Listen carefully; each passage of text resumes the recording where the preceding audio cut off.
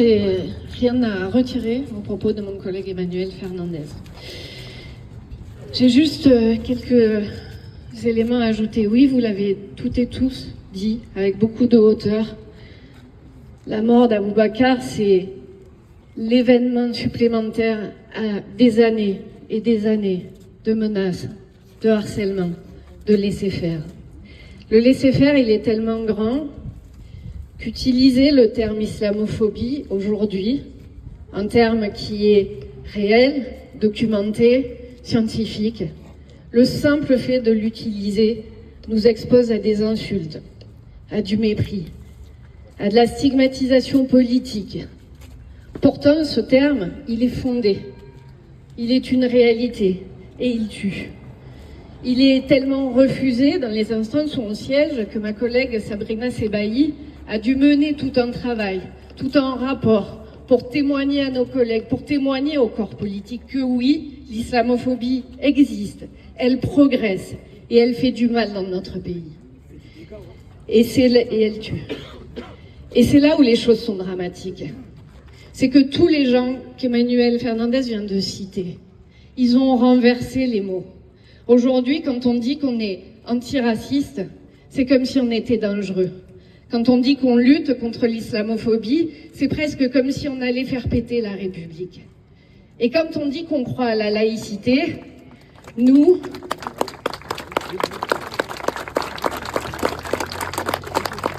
alors que ces mots, ils sont importants, ils sont fondamentaux.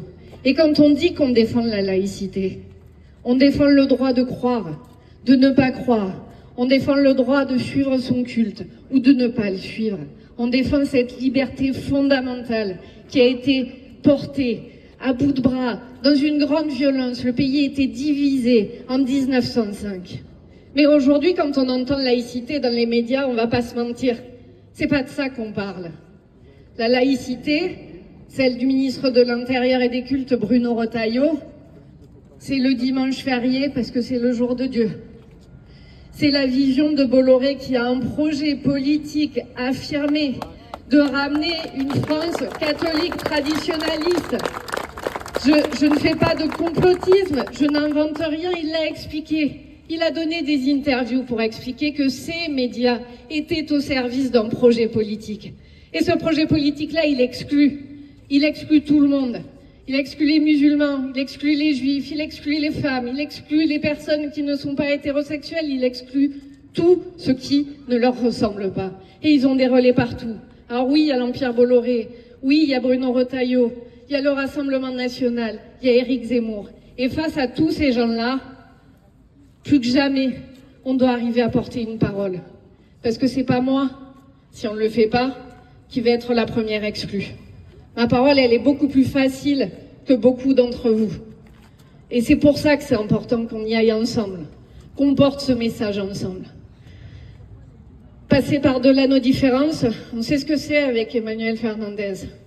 Il est de la France Insoumise, je suis des écologistes et on a monté ensemble ce qu'on appelait la NUPES, puis ce qu'on a appelé le nouveau Front Populaire.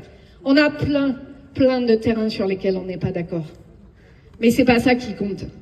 Ce qui compte, c'est que si on ne se rassemble pas, si on ne sait pas trouver un chemin ensemble, alors demain, les Bolloré, les Retailleau, les Le Pen, les Zemmour, eux, ils savent trouver le chemin. Eux, ils savent communiquer ensemble. Eux, ils savent s'appuyer les uns sur les autres pour nous écraser. Et c'est pour ça qu'on est là aujourd'hui. C'est pour ça qu'on sera là demain. C'est pour ça qu'on était là hier, dans les manifestations, en hémicycle, dans les médias, à rappeler que non, on ne peut pas se taire. Et le problème, et j'en terminerai là-dessus parce que, pardon, je suis très longue et je suis un peu émue. Le problème, c'est qu'il faut un mort. Il faut qu'il y ait quelqu'un qui soit assassiné dans une mosquée, en allant prier, en rendant service aux gens, dans un lieu qui porte la paix, qui porte une philosophie, qui porte une histoire de vivre ensemble. Il faut qu'il y ait une personne assassinée sauvagement par 40, 50 coups de couteau pour qu'enfin, certains commencent à lever la tête et à entendre ce qui est répété par des militantes et des militants depuis 10 ans, 20 ans, 30 ans, 40 ans, 50 ans même. Voilà, je ne sais plus où m'arrêter tellement c'est long. Et au moment où je vous dis ça, il y a deux choses qui se passent et qui font froid dans le dos. On a un ministre de l'Intérieur qui rejoue la guerre d'Algérie. Je ne vais pas vous refaire tout le contexte qu'il y a derrière ces mots-là.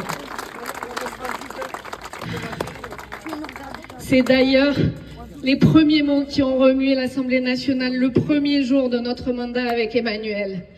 C'est le doyen d'âge de l'Assemblée nationale qui ouvre la première séance et qui la préside. Il se trouve que la personne la plus âgée était Rassemblement national. Et que ses premiers mots pour conclure ont été en souvenir de l'Algérie française qui lui manquait tant. Alors oui, c'est dans beaucoup d'endroits. Et la deuxième chose qui fait froid dans le dos, c'est l'expression le grand remplacement. Parce que le grand remplacement s'était utilisé dans les années 30 pour expliquer que les Juifs allaient grand remplacer les Français par eux-mêmes et par les Arabes. Et vous voyez comment la boucle est bouclée. Monter les communautés, monter les haines, faire en sorte qu'on soit plus faible pour qu'ils soient plus forts. Alors on le répète, je vais reprendre la conclusion d'Emmanuel, parce que c'est souvent celle que l'on fait. Nous on croit à la République, celle qui dit qu'on est libre, qu'on est égal et égaux, et qu'on est fraternel ou soror entre nous. Parce que c'est celle-là, la seule République qui existe. Et c'est la nôtre.